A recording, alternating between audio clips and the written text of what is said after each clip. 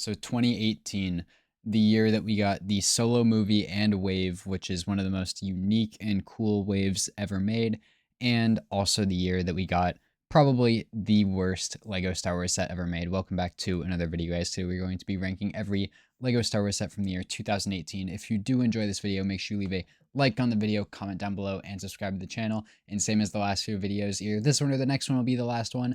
But if you see me looking over to the side having to read, it's because I'm looking at Brickset, because I don't exactly know the name of every single set from this year because this was during my dark age. So little bit less knowledgeable on these sets, but let's get right into the tier list. So starting off with the polybags, as always, for the most part, these just go into the D tier.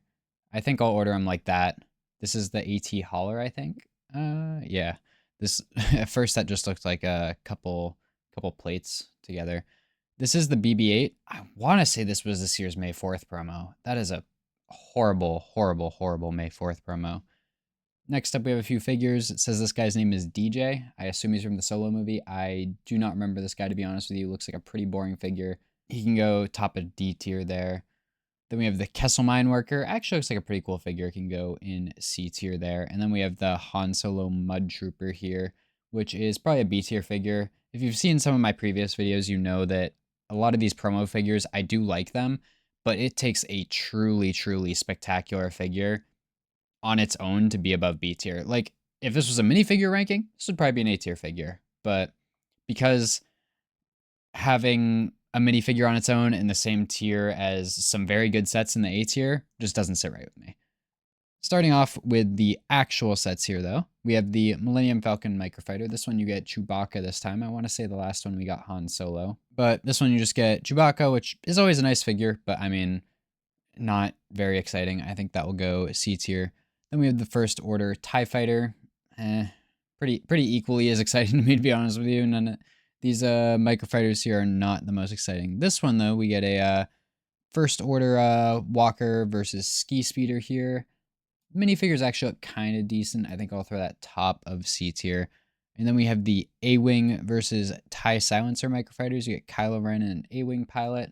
I think this one can go right above that one, also in C tier. Just microfighters are kind of whatever to me. If they don't have a super cool figure, like, I don't know, say the Plo Koon one, or what other great microfighters have there been? I can't think of one off the top. The Captain Rex, of course. How could I forget that one? Like, those might be a little higher once we get to those, but for now, microfighters are kind of capped, similar to polybags, unless, like I said, they have a spectacular figure in them. So moving on from the microfighters, first real set we have here is the First Order Specialist Battle Pack. Now, these like Stormtrooper figures actually look pretty cool, but the other two figures are kind of relevant. Sorry, I'm just stacking everything in C tier here, but a lot of this just isn't that exciting.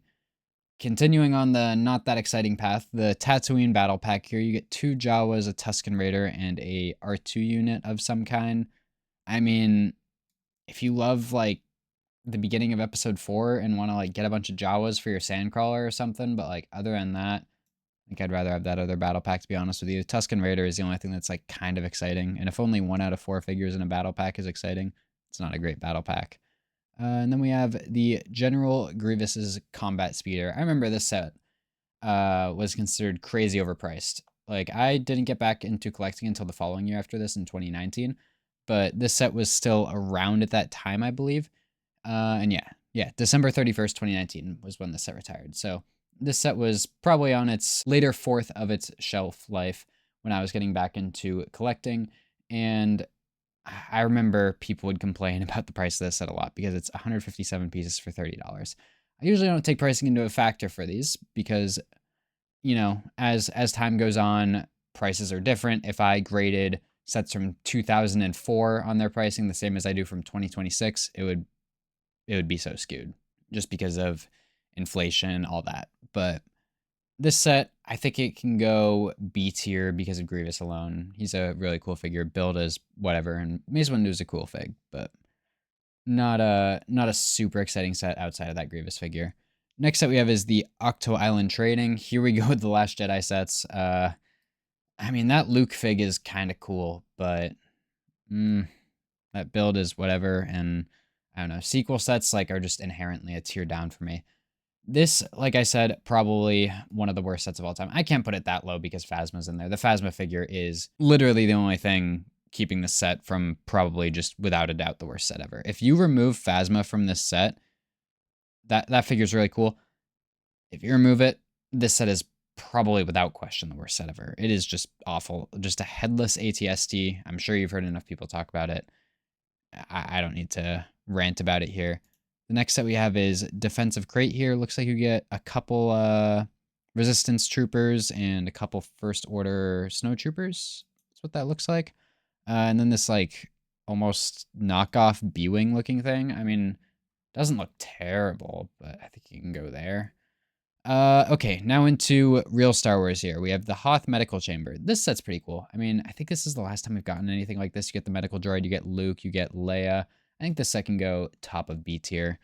The Sand Speeder, right as I say, real Star Wars sets. This is I think this is either Legends or just it doesn't exist at all. I think this was based off of a toy from like the 70s or like 70s or 80s.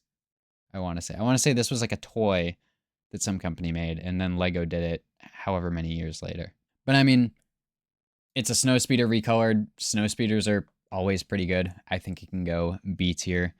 Next up we have is the Mos Eisley Cantina here. I mean, this is probably the worst playscale Mos Eisley Cantina. It's either this or the 2004 one, and not counting Smart Play, of course. I think it's a pretty similar set to the Hoth Medical Chamber there. The Jedi and Clone Trooper Battle Pack. I know a lot of people don't like this set, and I do agree it's not a great battle pack. Obviously, you get 2 named Jedi in it, and then 2 P1 clones. But I mean, P1 clones are always nice, and those 2 Jedi are not like overly common figures. Like if I was collecting at the time, I would have picked this up probably for those Jedi because they are nice figures. I now own, I've had Barriss for a while. I had Barriss from the Geonosian Cannon from back in the day, and I now finally own a Ki-Adi-Mundi from the Turbo Tank. But I mean, I think this battle pack is probably the second best battle pack we're going to look at on this list, unless there's a battle pack later on that I'm not seeing. But definitely the best battle pack we have here is the Imperial Patrol battle pack. Those stormtroopers are really cool, and you get a couple officers. I mean, it's similar to the clone battle pack here, but I mean, I guess you kind of can get multiple officers. You can't really have multiple Jedi, but I mean, it's a good set. The speeder build's kind of cool. But overall, I mean, the battle packs this year were not too special here. Yoda's Hut, they're doing a lot of these like OT kind of small build with side like figures on it. It's kind of cool. I wish they'd do more stuff like this. Just cheap. You get a nice little scenery and some figures. I think it can go. Do I like it better than the Hoth? No, probably not. I think I like it. I think I like the Cantina better. It's the last non-Smart Play, non-diorama Yoda's Hut we've gotten that I can remember. So kind of cool on that behalf. But overall, just not a great build. I picked up the diorama a couple weeks ago, and it is way better than that one. Next up we have is the Han Solo's land speeder here. You get Han, and you get his girlfriend there that I'm blanking on the name of, Kira. Cool set. I mean, it's the Solo movie, so like I don't dislike the Solo movie. I just think it's like the most average Star Wars movie ever. Like I think it's better than the sequel trilogy, but that's about it. Like Rogue One, Mando, Original 6, all better than it. Like it's pretty average. Like there's nothing super exciting about it to me. The Moloch's land speeder here, you get is that a Pike? Yeah, you get Moloch and Rebolt, whoever that is. Probably we'll put it right next to that and move on. The TIE Fighter. This is probably the best playscale TIE Fighter they've ever made. I think it can go A tier. I don't want to go quite S tier on it yet. You get the Mimban Stormtrooper. You get Han in his, is that also the Mimban? The Mud Trooper. That's what it's called. You get Tobias Beckett, and then you get the TIE Fighter Pilot, of course. Really, really cool set. Like I said, probably the best playscale TIE Fighter ever made. And just a great set. Those figures definitely carry it a lot too. Like raise it up a little bit. That's why I was borderline S tier on it, but I think it might just end this list top of A tier. The Kessel Run Falcon is the first set in S tier. This set has incredible figures, really nice build. Picked this one up used not too long ago. and it's just great. I mean, you get a Pike figure. I'm blanking on his name, but you get Chewbacca, you get Han, you get a Kessel operations droid, you get Lando, you get Kira, and Quay Tolsite is the Pike's name. Really cool set, and one of two sets that we've ever gotten Pikes in, which is really, really cool. And it's a fun set. We're never going to get something like this again. Next set is Anakin's Jedi Starfighter. Let's see. How's that Anakin figure looking? Looks pretty solid. I wasn't sure how advanced they were with him at this point in time. I think you can go just behind the wheel bike or the speeder bike there. Next up we have is the Cloud Rider swoop bikes. Looks like you get that's a pretty cool fig there. You get Enfys Nest, Tobias Beckett, and Weasel. So some cool figs there. Probably going to go right behind the Anakin's Jedi Starfighter.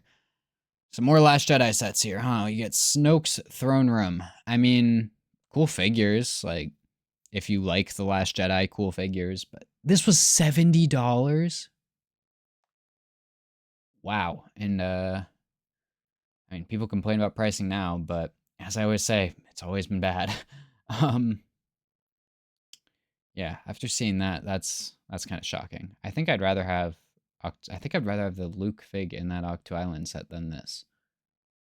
Like, if we're looking at, like, Snoke versus that Luke, I think I'd definitely rather have that Luke. Next we have is the Imperial Convex Transport. Closest thing we'll probably ever get to a Star Wars train. Oh, this is where you get those, what are they called? The, Range Troopers. You get 2 of them. That's pretty cool. I love those figures. I'd love to own them one of these days. But, build, I mean, it's cool. I mean, can go... I don't think it's quite A tier. I think you can go there behind the Hoth Medical Chamber.